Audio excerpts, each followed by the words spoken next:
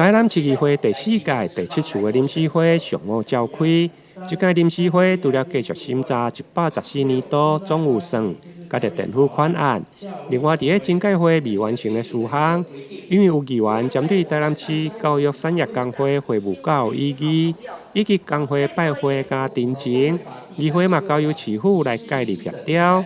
上午由着副市长叶铁山来说明协调的结果。会务处理案件可提供量化的数据，不要只有质化的部分。那教育产业工会会员目前有9000余人，建议工会将需处理会务的数据量化，让议员可以知悉。第二个部分是请假资料应备查或查核再厘清。因为伫个双方的公文往来，这位议员看不出工会会务假的处理状况，以及请公假的资料比早甲日早翕，甚至议员蔡耀辉还阁爆料，教育产业工会请公假去日本，对此教育局长嘛回应，并无予伊公假。工会去日本交流也好，佚佗也好，到底会当请公假未？工会发文用教育教育局同意的文发寄予咱的国中小，国中小认为讲教育局同意，所以回去公假。教育局呢，他到底有没有跟你协商啊？跟着报告，这个他新闻过来，我们并没有同意给他公假。工会法第36条，我们必须要事前审核，事后查核。但是你认为我们有做到事前审核、事后查核吗？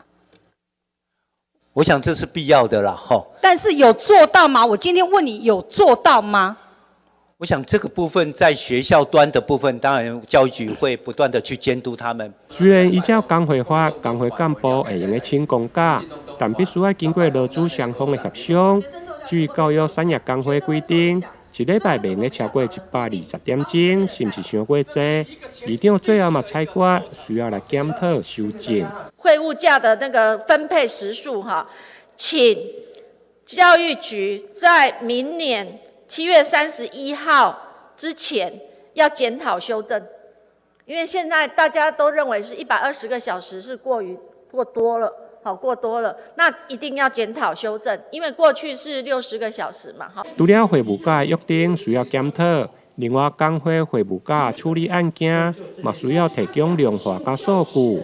希望市府伫个甲教育工会沟通以后，伫个临时会最后一天，才个由副市长来做报告。台南新闻林英根、杨顺怀采访报道。